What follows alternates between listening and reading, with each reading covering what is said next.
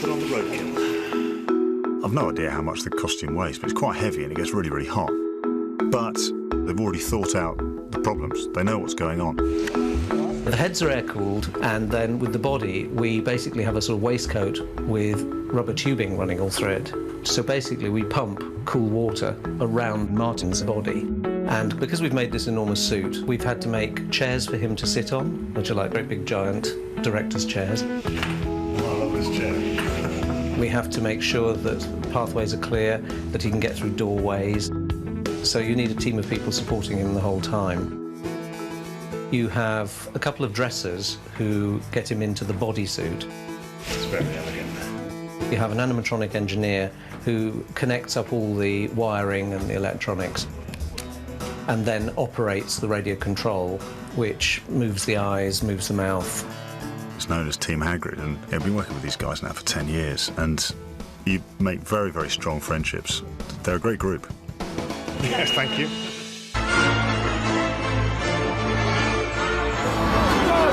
Go!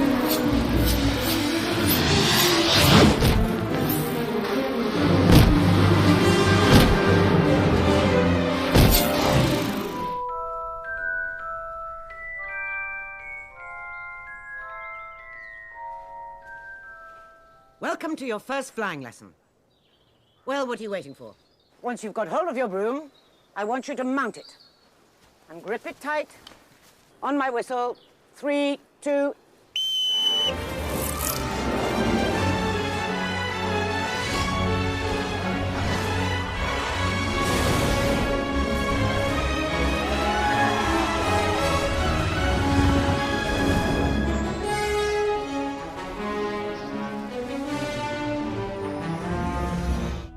A lot of the flying sequences and dynamic movement sequences are shot using green screen and rig work. If we're working a flying sequence, we'll have the actors on a practical broom rig, and that will allow us to do a certain amount of movement, and we'll program the rig with our animation data so it looks like the actor's steering the broom and he's riding around. There's some pretty big rigs where these actors had to clamber up and get onto these brooms and fly around. And then we would later add atmosphere and environment behind them. We shot the characters individually from the right, correct camera angles with correct matching lighting to match the background plates that we shot on location. And then the two went together. The end result is it really looks like they're flying through that environment. They were all pretty good at it, all the kids who got up there, and I think it was fun. It was a fun thing to do, and I think that always helps. Takes 1, 2 and 3, they love it. Takes 4 and 5. They're getting a little bit tired and their bottom's probably a bit sore. Be it chafed a little bit after a few hours up there, but it works really well. Look, and we transposed that look onto Warwick. Then we just started mutating. First one we did, everyone loved, and then David Heyman at first sort of went, do you know, I just feel it's a little heavy, can we take it down a little? So it's one of those moments where you go, of course, and you walk out of the room and just go, oh my God. But he was dead right. Yeah, I like those. It's a team effort to bring him to the screen, which is an interesting way of working. There's a huge amount of people involved. As we get dressed now, may not be pleasant, so I'll clap with you. Warwick's quite a unique person in that he's got this, wonderful, unique stature that allows you to turn him into all sorts of wonderful characters. He's also a thumping good actor. When you get somebody who really can use a makeup, can perform it, your work just improves and improves and improves. And so I've been very fortunate working with Warwick. And I have your word, Harry Potter, that you'll give me the sword of Gryffindor if I help you. Harry is negotiating with Griphook to really get access to Gringotts, because you cannot get into that bank without the help of a goblin. Goblins, welcome to Gringotts Bank.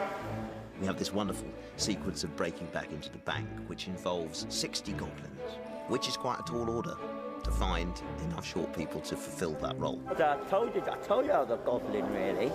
I told you I was made for something, to be something in life. As well as being an actor, I'm an agent. I represent actors under 5 feet tall. So production came to me very early on in the pre-production process and said, look, we are doing this scene, we need 60 people, will you better help us? So we did a sort of mass casting, basically, for David. Harry Potter.